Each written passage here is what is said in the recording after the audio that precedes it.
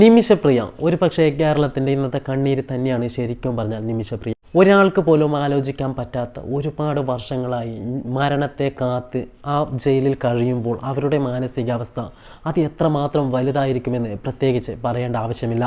6 മാസത്തോളം തൻ്റെ മകളെ കാണാൻ വേണ്ടി ആ അമ്മ അതേ നാട്ടിൽ നിന്ന് കഷ്ടപ്പെടുന്നുണ്ട്.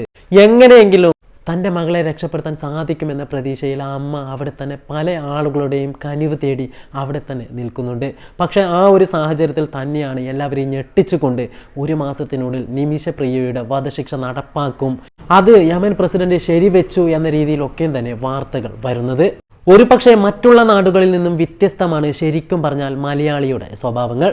നമ്മൾ എന്തിനും ഏതിനും ഒറ്റക്കെട്ടായി കൈകോർക്കുകയും പരസ്പരം സഹായിക്കുകയും ചെയ്യും എന്നതിൻ്റെ യഥാർത്ഥ തെളിവുമായിരുന്നു ഇതുപോലെ തന്നെ വധശിക്ഷയ്ക്ക് വിധിക്കപ്പെട്ട റഹീമിൻ്റെ അവസ്ഥ.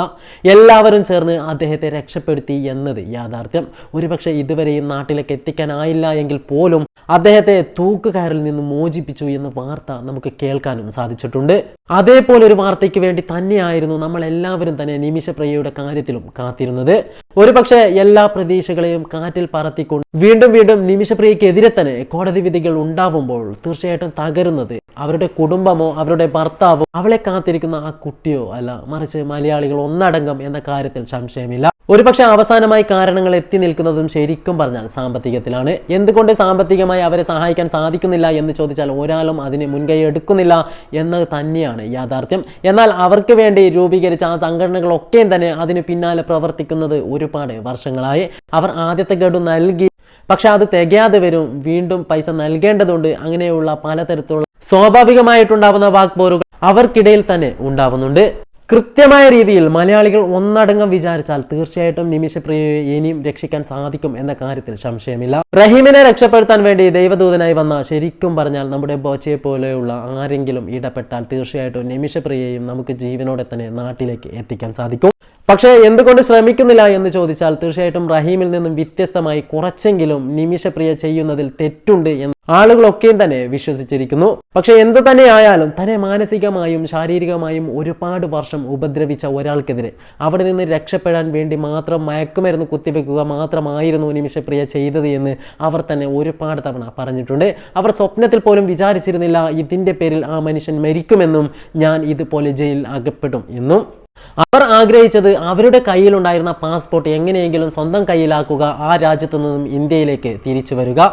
പക്ഷെ അതിനുവേണ്ടി തന്നെയായിരുന്നു ആ മനുഷ്യനെ മയക്കുമരുന്ന് കുത്തിവെച്ചതും. എന്നാൽ അത് ഓവർലോഡ് ആവുകയും അവിടെ വെച്ച് തന്നെ അദ്ദേഹം മരണപ്പെടുകയും ചെയ്തപ്പോൾ പിന്നീട് ആ മൃതദേഹം എങ്ങനെയെങ്കിലും അവിടെ നിന്ന് ഉപേക്ഷിക്കുവാൻ വേണ്ടി ആ സ്ത്രീ നിർബന്ധിതയാവുകയും അതിനുവേണ്ടി തന്നെ ആ ശരീരം കഷ്ണങ്ങളാക്കി സെപ്റ്റിക് ടാങ്കിൽ ഉപേക്ഷിക്കുകയുമായിരുന്നു ശരിക്കും പറഞ്ഞാൽ ചെയ്തത് എന്ന് തന്നെയാണ് അവർ പല സമയത്തും ഇതിനെക്കുറിച്ച് വാദിച്ചിട്ടുള്ളത്.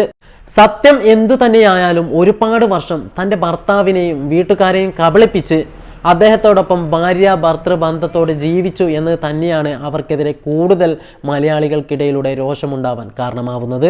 പക്ഷേ എന്തു തന്നെ പറഞ്ഞാലും ഒരു സ്ത്രീയാണ്, അവരെ കാത്തിരിക്കുന്ന ഒരുപാട് പേർ കേരളത്തിൽ തന്നെ ഉള്ളത് കൊണ്ട് എങ്ങനെയെങ്കിലും അവരെ രക്ഷപ്പെടുത്താൻ വേണ്ടി എല്ലാവരും പരിശ്രമിച്ച് മതിയാവൂ. അവരുടെ തന്നെ സാമുദായിക സംഘടന അതല്ലെങ്കിൽ പലതരത്തിലുള്ള സംഘടനകളുണ്ട് ഇതുപോലെ ഒറ്റപ്പെട്ടു പോകുന്നവരെ രക്ഷപ്പെടുത്താൻ വേണ്ടി. പക്ഷേ ഈ ഒരു സാഹചര്യത്തിൽ ഇതുപോലെ ഒരുപാട് വർഷങ്ങൾ വാർത്തകളിൽ നിറഞ്ഞ ആളുകളൊക്കെയും തന്നെ അത്ഭുതത്തോടെയും ആകാംക്ഷയോടെയും കേട്ടറിഞ്ഞ ന്യൂസുകൾ ഒരു പക്ഷേ പലപ്പോഴും അവരുടെ മുഖം കാണുമ്പോൾ അറിയാതെ തന്നെ നമ്മൾ വേദനിച്ചു പോകും.